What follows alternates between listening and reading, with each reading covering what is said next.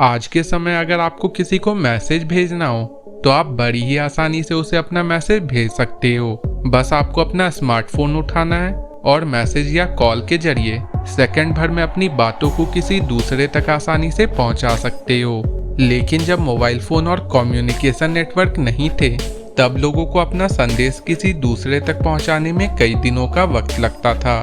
पहले राजा महाराजा अपने संदेश लिखकर एक सैनिक को दे दिया करते थे और वह पैदल जाकर अपने संदेश किसी दूसरे राज्य या अन्य किसी व्यक्ति तक पहुंचाता था और वहां से उसका जवाब भी लेकर आता था। लेकिन इसमें कई दिनों यहाँ तक कि कई महीनों का भी वक्त लग जाता था। लेकिन घोड़ों के इस्तेमाल के बाद यह काम थोड़ा तेजी से हो गया, लेकिन समय आज के मुकाबले फिर भी काफी ज्यादा लगता था। इसीलिए लंबी दूरी और कम समय में अपना संदेश पहुंचाने के लिए लोगों ने कबूतरों का इस्तेमाल शुरू कर दिया। आपने कई फिल्मों में भी देखा होगा कि पहले के लोग कबूतर के जरिए अपना चिट्ठी किसी दूसरे के पास भेजते थे। लेकिन क्या आपने कभी सोचा है कि आखिर कबूतर ही लोगों के चिट्ठी लेकर क्यों जाया करते थे, कोई और पक्षी क्यों नहीं?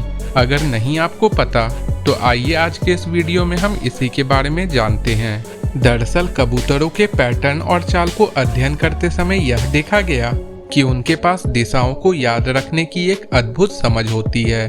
मीलों तक हर दिशा में उड़ने के बाद भी वे अपने घोंसले का मार्गदर्शन करने में सक्षम होते हैं। कबूतर उन पक्षियों में से आते हैं जिनमें रास्तों को याद रखने की खूबी होती है और ये माना जाता है कि कबूतरों के शरीर में एक तरह का जीपीएस सिस्टम लगा होता है, जिस कारण वह कभी भी रास्ता नहीं भूलते और अपना रास्ता खुद तलाश कर लेते हैं। दरअसल कबूतरों में रास्ते को खोजने के लिए मैग्नेटो रिसेप्शन स्किल पाई जाती है। यह एक तरह से कबूतरों में गुण होता है। इन सब खूबियों के अलावा कबूतर के दिमाग में पाए जाने वाले 53 कोशिकाओं में से एक समूह की पहचान भी की गई है, जिनकी मदद से वह दिशा की पहचान और पृथ्वी की चुंबकीय क्षेत्र का निर्धारण करने में सक्षम होते हैं। यह कोशिकाएं वैसे ही काम करती है जैसे कोई दिशा सूचक यंत्र दिशाओं के बारे में बताता है। इसके अलावा कबूतर की आंखों की रेटिना में क्रिप्टोक्रोम नाम का प्रोटीन पाया जाता है, जिससे वह जल्दी रास्ता ढूंढ लेते हैं। इन्हीं कारणों से चिट्ठी को एक स्थान से दूसरे स्थान पर पहुंचाने के लिए कबूतरों को चुना गया था। वहीं घरेलू कबूतर चिट्ठियों को जल्दी पहुंचाने में भी सक्षम थे।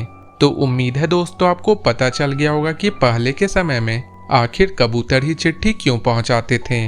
ऐसे ही और भी इंफॉर्मेटिव वीडियो के लिए हमारे चैनल को सब्सक्राइब कर लें और साथ ही साथ बेल आइकन दबा दें ताकि रेगुलर अपडेट आपको मिलता रहे।